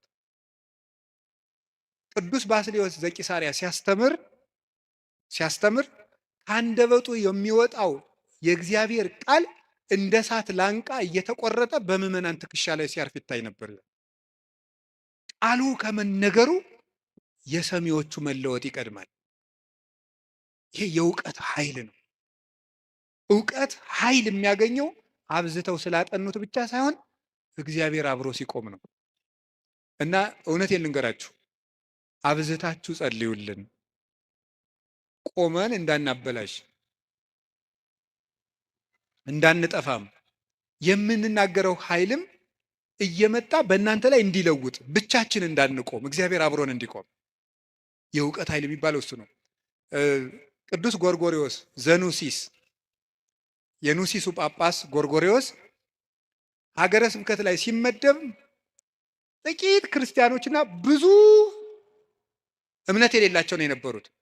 እሱ ካስተማረ በኋላ ደግሞ የማያምኑት ቁጥር የቀድሞዎቹ የክርስቲያኖችን ቁጥር አክሎ ክርስቲያኖች ደግሞ የቀድሞዎችን ኢአማንያን ያህል በዝተው ነበር ይባላል። ብቻውን ሙሉ አውሮፓን የለወጠው ኃይለ መንፈስ ቅዱስ ያደረበት ብቻውን አንድ ጳውሎስ ነበር ክርስቲያን ያደረገው መጀመሪያ። ለዚህ ነበር የመንፈስ ቅዱስን ኃይል በመግለጥ እንጂ በቃላት ማባበል አላስተማርኳችሁም ይላል ቅዱስ ጳውሎስ። ጆሮአችሁ ይሰማል? የመንፈስ ቅዱስን ኃይል በመግለጥ እንጂ በቃላት ማባበል አላስተማርኳችሁም ያለ ቅዱስ ጳውሎስ። ስለዚህ በእግዚአብሔር ኃይል መጣው እንጂ ቃላትን በማሳመር አልመጣሁም የሚለው ለዚህ ነው። ኃይለ እግዚአብሔር ለእውቀት ያስፈልገዋል። ብቻቸውን ሀገር የሆኑ ሰዎች አሉ፣ ከእውቀታቸው ላይ እግዚአብሔር ቆሞበት። ቅዱስ ዮሐንስ አፈወርቅ ብቻውን ቁስጥንጥንያ ውስጥ የሚያበራው ምሰሶ፣ ቅዱስ ያሬድ ኢትዮጵያዊው ብቻውን የቤተ ክርስቲያን ትጥቅ ሆኖ በየማህሌቱ ብቻውን ቆሞ የኖረው እውቀቱ ውስጥ ኃይል ነበረ። አንቀጸ ብርሃንን እኮ አክሱም ጽዮን ውስጥ ገብቶ ሲጸልይ ቅዱስ ያሬድ ከመሬት አንድ ክንድ አፈፍ ብሎ ቆሞ ነበር። የዚህ ምሰሶ የዚህ ብርሃን የቅዱስ ያሬድ ብርሃን በማህሌቱ ይኸው 1418 ዓመታትን እዚህ ያለው በዚህ ቤተክርስቲያን ውስጥ የእውቀት ኃይል የተጫነው እውቀት፣ ነጠላ ያልሆነ እውቀት፣ ብልጣብልጥነት የሌለው እውቀት። መማር ማለት ስማርት ቲንኪንግ አይደለም። መማር ማለት ሰው መሆን ነው። ሰው እንድንሆን ጸልዩልኝ። ሁላችንም እግዚአብሔር ሰው ያድርገን እና እንደ ቅዱስ ጳውሎስ ያሉት ብቻቸውን ቆመው ሺህ ቤተ ክርስቲያን የሆኑት መምህራን አቤቱ ጉልበቴ ሆይ እወድሃለሁ ቢሉት የተገባ ነው። ሌላው የመከራ ኃይል አለ። እስቲ የመከራ ኃይል በሉ። ስንት ኃይል ነገርኳችሁ? ምንድን? አይ ተመስገን እንደው በሉ። እሺ የሥነ ምግባር ኃይል በሉ። ሌላስ? የእውቀት ኃይል። ሌላስ? አቤት የመከራ ኃይል። እሺ የሥነ ምግባር ኃይል። ከዚያ በፊት ምን ብያችሁ ነበር? የአርአያነት ኃይል የሚባለው ይሄ ሞራል የሚባለው እሱ በሁለት ተከፍሎ ስነ ምግባርና አርአያነትና ንስሐ ብለን ከፍለናል። ቀጥሎ የእውቀት ኃይል ብዬ ነገርኳችሁ። ሶስተኛ አሁን የምነግራችሁ ደግሞ የምንድን ነው? የመከራ ኃይል ነው። የመከራ ኃይል የሚባለው ጉልበቴ ሆይ እወድሃለሁ ያለው አሁን ቅዱስ ዳዊት አሸንፏል። ዘመኑን በሙሉ ጠላቶችን አሸንፏል። ያሸነፈ ግን በውጊያ ሳይሆን በምንድን ነው? በመከራ ነው ያሸነፈው። ይገርማቸዋል። በመከራ ማሸነፍ ከዚህ ዓለም ሎጂክ የራቀ ነው። በዚህ ዓለም ለማሸነፍ ፓወር የግድ ያስፈልጋል ነው ቀመሩ። ይሄ ነው። አሁን የዚህ ዘመን ሰው እና ክርስትና አልገናኝ የሚለው ተፍ ብለህ ሰልፍ ኮንፊደንስ ይኑርህ ነው። በክርስትና ደግሞ ተፍ ብለህ ትሁቱን ነው። ስለዚህ ነገሩ ወዲያና ወዲህ ነው። ቷችኋል አይደለም? ትሁት የሆነ ከፍ ይላል ነው። አሁን ደግሞ ራስህን ከፍ አድርግ፣ አትጣል ነው። እንደዚህ ነው። ማስታወቂያ ስራ፣ ገንባ፣ ራስህን አስታውቅ በደንብ። እንደዚህ ነው። የፈለግከውን ነገር ስራ፣ ስለማንም አትጨነቅ፣ ግድ አይኑርህ። እንደዚህ አይነት ነገር ነው የሚሰበከን። እንደሱ የሚባል ነገር የለም። እንደውም የሚባለውም 100% ኮንፊደንስ ኔጌቲቭ ኮንፊደንስ ነው ይባላል። ስለዚህ ተገቢ አይደለም። ምንድን ነው ታዲያ? እኛም መከራ ማሸነፍ ነው የሚባለው። ቅዱስ ዳዊት ለምሳሌ እንዲህ ያደረገ፣ ሳኦል እያሳደደው ሄደ። ቅዱስ ዳዊት ዋሻ ውስጥ ተጠጋ። ሳኦል ዳዊትን ፈልጎ ፈልጎ ተኛ እና አበኔር ይባላል የሳኦል የጦር አበጋዝ ከሳኦል ከጨርቁ ጫፍ ቆረጥ አድርጎ ዳዊት ወስዶ አለፍ ብሎ አበኔር አንተ የውሻ ሬሳ አይመሰልክ ጌታህን እንዲህ አድርገን የምትጠብቀው አለው። ተኝቶ ነበር ያም ማለት ነው። ግን የቅዱስ ዳዊት ጋሻ ጃግሬዎች አረ ዛሬ እግዚአብሔር ጠላትህን በእጅህ አሳልፎ ሰጥቶልሃል እንበለው አሉት። እናንተ እኔ ከእናንተ ጋር ምን አለኝ?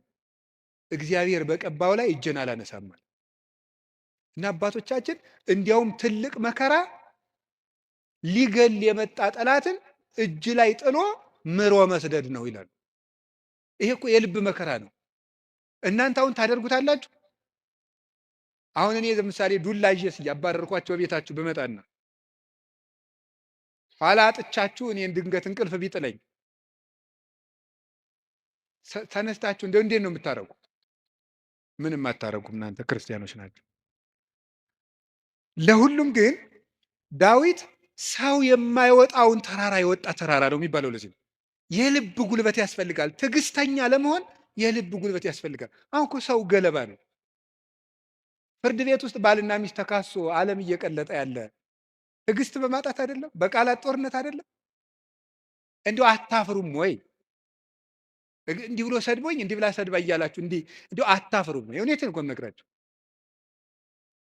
ጦር ይዞ የመጣውን ጠላቱን እጁ ላይ ሲያገኘው እግዚአብሔር በቀባው ላይ እጄን አላነሳም። ሌላ ቀን እኮ ደግሞ ምን አደረገው? ዳዊት ወልዴ ቃልከ ማይዜኒ፣ ዳዊት ወልዴ ቃልከ ማይዜኒ። ዳዊት ስትዘምር እኮ ደስ ይለኛል እና በገና ደርድርልኝ አለው። የዋሁ ዳዊት በገና ሊደረድር ሲሄድ ጦሩን ሳኦል ይዞ ሲወረውርበት አድነን እግዚኦን ብእሲኩይ፣ አቤቱ ከክፉ ሰው አድነኝ ሲል ጦሩ ሁዳ ከግድግዳው ላይ ተተከለች። ያንን ደግሞ መልሶ ሌላ ቀን ፈልጎ አገኙ።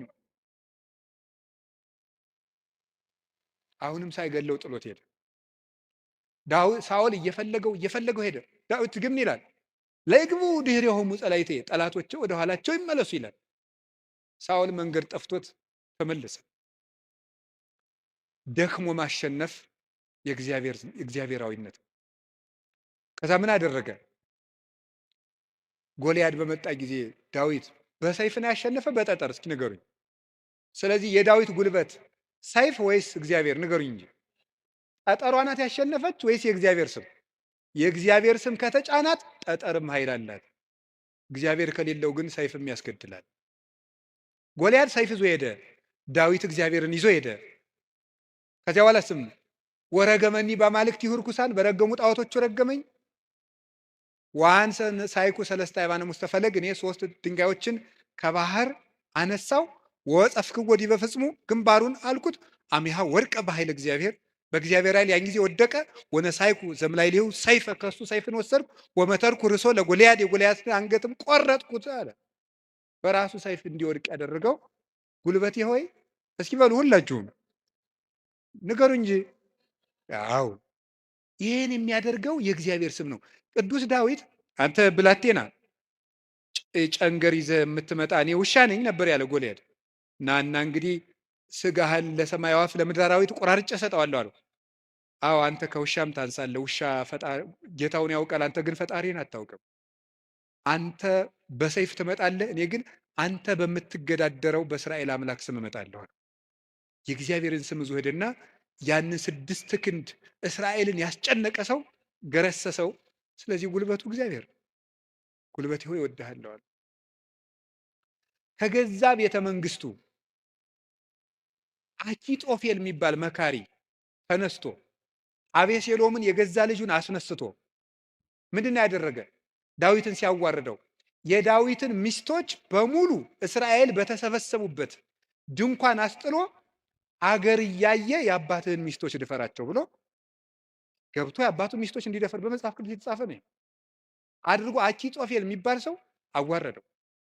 ዳዊትን ሄደ፣ ተሳድ ወጥቶ ሄደ ከቤተ መንግስቱ። ዳዊት ኃያል እኮ ነው። ስሙ ሲጠራ እኮ ሽም ይደነግጥለት ነው። ኃያላን የጦር መሪዎች አሉት። ግን ምንድነው ያደረገ? እግዚኦ ሚበዙ ለይሳቅዩን ብዙሃን ቆሙ ላዕሌ ብዙሃን ይቤልዋ ለነፍሴ እያድኅነኪ አምላክኪ አንተሰ እግዚኦ ምስካዬ አንተ። አቤቱ የሚያስጨንቁኝ ምንኛ በዙ፣ ብዙዎች በእኔ ላይ በጠላትነት ቁመዋል። ሰውነቴንም የሚያድንሽ የለም ይሏታል። አቤቱ አንተ ግን መጠጊያዬ ነህ፣ ከራሴ ላይ በላይ ያለ ዘውድም አንተ ነህ እያለ በልቡ ተንበልብሎ ካሸዋ ላይ ወድቆ ያለቅስ ነበር።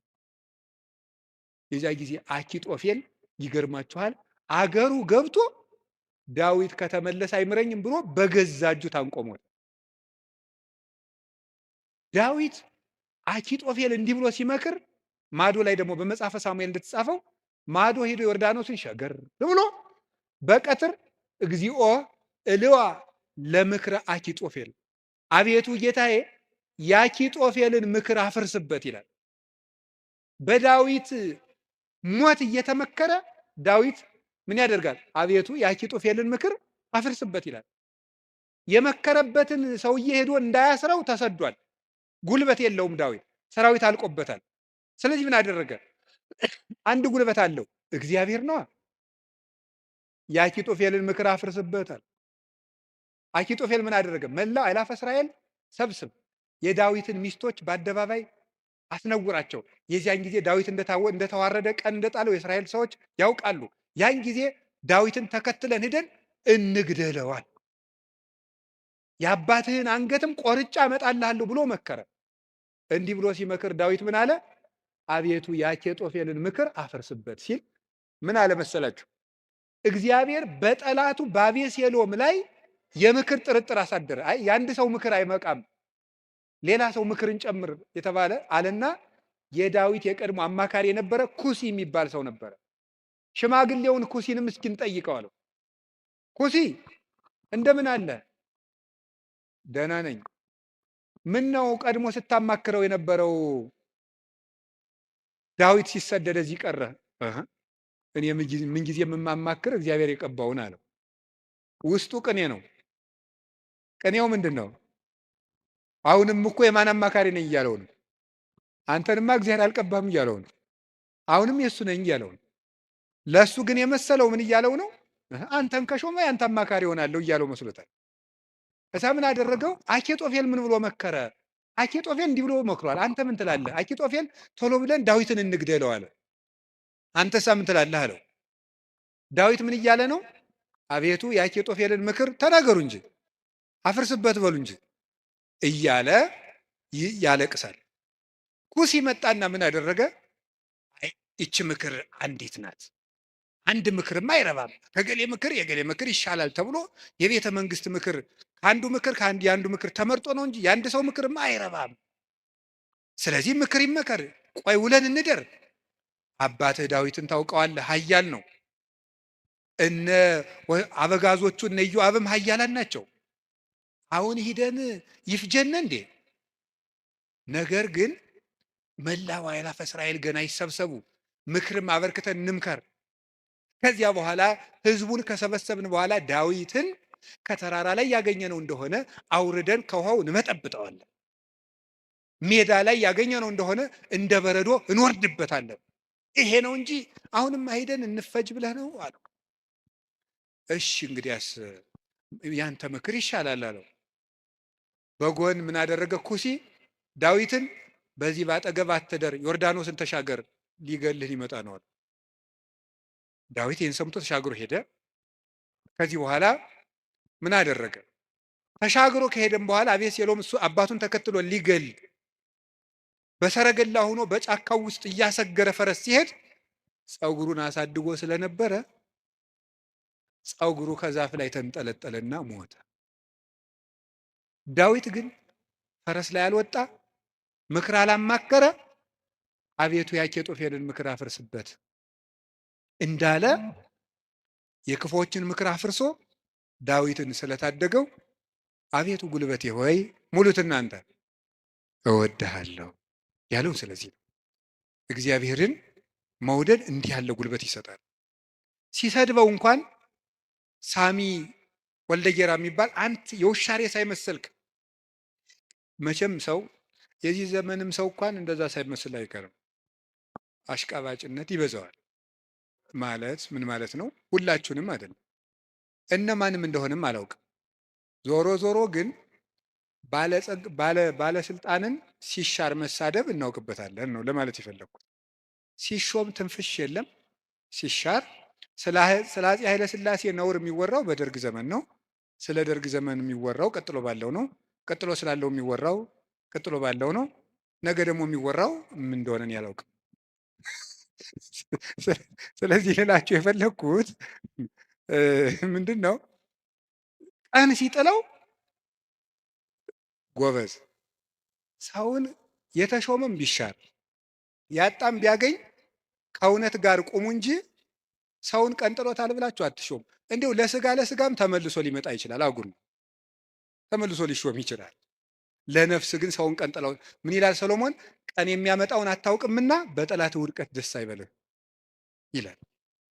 ስለዚህ ሳሚ የሚባለው አንተ የውሻ ሬሳ የመሰልክ ጭንጋፍ አለው ዳዊትን ያህል ጌታ ያን ከፍ ያለ ሰማይ እነ አቢሳ የሚባለው የእህቱ ልጅ ይሄ የውሻ ሬሳ የመሰለ አንገቱን ልቁረጠው አለ። ተው እግዚአብሔር ሰደበው ብሎት ነው። እግዚአብሔር ስደበው ብሎት ነው። ይሄ ስድብ የሚያመጣውን ዋጋ አታውቅም አለው። ዳዊትም ጠላቶቹ ሁሉ ጠፍተው መልሰው ዘመኑ ተመልሶለት ቤተ መንግስቱ ገብቶ ፈጣሪውን አገልግሎ ዘመነ ቅዱሳንን ተጉዞ የእግዚአብሔርን እረፍት አረፈ። አቤቱ ጉልበቴ ሆይ እወድሃለሁ ያለው ደካማ እንባው ጦር የተሸከሙ ጠላቶቹን ድል ስነሳችለት ነው።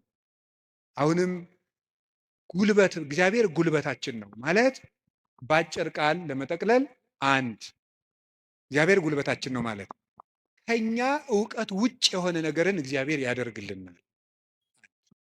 ከኛ እውቀት ውጭ የሆነ ነገር አሁን አንዳንድም የከተማ እናቶች ሊቃጣቸው ጀምሮ ነበር አሉት። ክርስትና ሲያስነሱ ውሃ በፌርሙዝ አሙቀው አምጥተው በዚህ አጥመቁልኝ። ይሄ ቀልድ ይመስላል በእውነቱ ማለት ነው። እና ቆይ ክርስትና ሲነሳ ልጄን ይበርደዋል ብላችሁ ታስባላችሁ? እናቶች እንደዛ ካሰባችሁ ሞታችኋል በሉት። ሰውም አይደላችሁ። ክርስቶስን እየለበሰ እኮ ነው። እንዴት ይበርደዋል? ሰው ሲጠመቅ ክርስቶስን ነው የሚለብሰው። ገላትያ ምዕራፍ 3 ላይ ያለ የተጠመቃችሁ ሁሉ ክርስቶስን ለብሳችሁታል ማለት ነው። እና አንዳንድ ጊዜ እውቀታችን ጣልቃ ይገባና እቺ ዲግሪ ላይ አንዳንድ የተጠራቀመች ነገር ትረብሻለች፣ እምነትን ትረብሻለች። እሱን ተውትና እግዚአብሔር ከእውቀት በላይ ይሰራል። እስኪ በሉ ሁላችሁ፣ ከምን በላይ ይሰራል? ከእውቀት በላይ ይሰራል። ከኛ አቅም በላይ ያለው በእግዚአብሔር ይከናወናል። አቤቱ ጉልበቴ እወድሃለሁ የተባለው እሱ ነው። አንደኛ መጠጊያ ማለት ነው። ሁለተኛ እግዚአብሔር ከኔ አቅም በላይ የሆነውን ከተፈጥሮ ሕግ በላይ የሆነውን ነገር እሱ ይፈጽመዋል። ሶስተኛ ደግሞ የማረባ ሰው በሆንም እንኳን እግዚአብሔር እጁ ከያዘኝ ግን ትልቅ ሰው እሆናለሁ ማለት ነው። እግዚአብሔር ጉልበት ሲሆነው ውሃ ይገባና ምን ይሆናል? ጸበል። አፈር ይገባና ምን ይሆናል? እምነት። እግዚአብሔር ጉልበት ሲሰጣት የ15 ዓመት ልጅ ማንን መሸከም ትችላለች? ድንግል ማርያም እግዚአብሔርን ተሸከመችው። እግዚአብሔር ጉልበት ነው። እሱ ጉልበት ባይሆናን እሳትን ማን ይታቀፋል? ማንም። እግዚአብሔር ጉልበት ሲሆን እሱን እንኳን እንችለዋለን። ስለዚህ የእግዚአብሔር ቤተሰቦች በእግዚአብሔር በርቱ፣ እግዚአብሔርን ጉልበት አድርጉት። ሁላችንም በእግዚአብሔር እንመካ። ሁልጊዜ ጸልዩ። አንድ ነገር ብቻ ልናገር፣ ወደ እግዚአብሔር ለመሄድ ከየት ልጀምር ካላችሁኝ ጸልዩ። መንፈሳዊ ሕይወት ከየት ዛሬ ምናልባት ዛሬ ብቻ ቃለ እግዚአብሔር የምትሰሙ ሰዎችም ትኖራላችሁ። ዛሬ ድንገት የመጣ መጥቶ የማያውቅም ሊኖር ይችላል። መንፈሳዊ ሕይወት ከየት እንደሚጀምር ግራ ገብቶኛል ካላችሁ መንፈሳዊ ሕይወት መጽሐፍ ቅዱስ ሂድና አጥኑ ወይም እንደዚህ አድርጉ ወይም እንደዚህ አይደለም። መንፈሳዊ ሕይወት መጀመሪያ ከጸሎት ጀምሩ። በቃ ሌላ መጀመሪያ አባታችን ሆይ በቃ እሱም በሉ። ከዛ ቤተ ክርስቲያን ውስጥ ተሳተፉ፣ አስቀድሱ። ከዚያ በኋላ መጽሐፍ ቅዱስን በደንብ ተማሩ። እነዚህ ሶስቱ ሁልጊዜ የቤት ስራ እሰጣችኋለሁ፣ እኔም እናንተም ታደርጉታላችሁ። አሁን ዛሬ መልሼ ልሰጣችሁ ነው። ከዚህ በኋላ በሄድኩበት ሁሉ እናገራለሁ፣ ሰው ቢሰለችም ባይሰለችም። እንደ ከርቤ እስከምትመር ድረስ ተናገር ብሏል አንድ የቤተክርስቲያን አባት። እሺ አንደኛው በቀን እንድታደርጉት ሁልጊዜ ነው የምነግራችሁ። እዚህ መድረክም ተናግሬያለሁ። አንደኛው በቀን አንድ ምዕራፍ መጽሐፍ ቅዱስ አንብቡ። ሁለተኛው በቀን ቤተ ክርስቲያን ሳትገቡ አትዋሉ። እንዲያውም ከዛሬ በኋላ በሰበኩበት ሁሉ ለመናገር ነው ቃል የምገባው እግዚአብሔር ቢረዳኝ። እነዚህን 5 ነገሮች ሰው እስኪያደርጋቸው ድረስ ከቻልኩ እስከምሞት እናገራለሁ። እናንተም በጸሎት ካሰባችሁኝ እና ካስጨረሰኝ። ስለዚህ የመጀመሪያው አንድ ምዕራፍ መጽሐፍ ቅዱስ በቀን አንብቡ። ሁለተኛው ቤተ ክርስቲያን ሳትገቡ አትዋሉ። በቀን መግባት የማያስችል ተፈጥሯዊ ግዳጅ ከገጠማችሁ ደጅ ላይ ቆማችሁ ሄዱ። ሶስተኛው በሳምንት አንድ ቀን ቢያንስ አስቀድሱ። ውስጥ ገብታችሁ በሳምንት አንድ ቀን ቢያንስ ማለት ነው። አራተኛው ንስሐ ግቡ። ንስሐ ግቡ። ንስሐ እንዲያውም ምንድን ነው የምትባለው? ሌላኛይቱ ከእግዚአብሔር የተሰጠችን ልደት ናት ነው የሚባለው። አንድ ልደት ከእናት አባት ተወልደናል። ሌላ ልደት ደግሞ በጥምቀት እንደገና እሷ ስትደበዝዝ ደግሞ እግዚአብሔር በንስሐ ልደትን ሰጠ።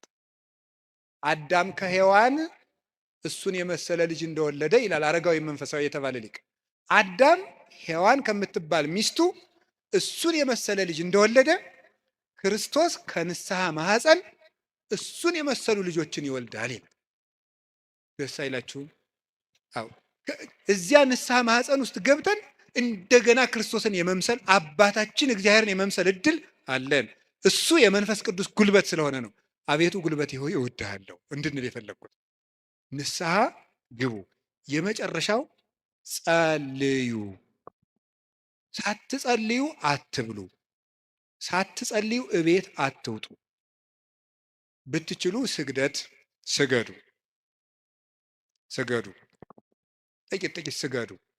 ትንሽ ትንሽ ትንሽ ትንሽ ከቻላችሁ 41 ካቃታችሁ 21 ካቃታችሁ 7 ካልሆነም 3። ይኸውላችሁ እኛ ለእግዚአብሔር ስንሰግድ ሰይጣን ከኛ እግር ይወድቃል። ሰው ለእግዚአብሔር ሲንበረከክ የሚያንበረክኩት ከእሱ ስር ይንበረከካሉ። ዳዊት ለእግዚአብሔር ይንበረከካል፣ እግዚአብሔር የዳዊትን ጠላቶች ለዳዊት ያንበረክካል። ቀመሩ ይሄ ነው። እኛ ለእግዚአብሔር እንንበረከክ፣ የሚያንበረክኩንን አጋንንት ደግሞ እግዚአብሔር ያንበረክካቸዋል። ሰው ለእግዚአብሔር ሲንበረከክ ትልቅ ነገር ነው። ስለዚህ ጥቂት ጥቂት ስግደት በቀን ስገዱ። ጸልዩ። ጸሎት አታቋርጡ። ለጸሎታችሁ ደግሞ ቀመር አታብጁለት። ማለት ምን ማለት ነው? ዛሬ ንጹህ ነኝ ልጸልይ፣ ዛሬ ረክሻለሁ አልጸልይም። በቃ ሁልጊዜ ዝም ብላችሁ ጸልዩ። ሁልጊዜ ጸልዩ። ይህን ያደረግን እንደሆነ እግዚአብሔር ጉልበት ይሆነናል ልላችሁ ፈልጌ ነው። መድኃኔዓለም ለሁላችንም ጉልበት ይሆነን። የትንሣኤውን ብርሃን ለሀገራችን ያብራልን። የጨለመብንን ነገር ሁሉ በትንሣኤው ብርሃን ያርቅልን። ለተጨነቁ ሁሉ መድኃኔዓለም ሰላምን ይስጥልን። አቤቱ ጉልበቴ ሆይ እወድሃለሁ። ወስብሐት ለእግዚአብሔር።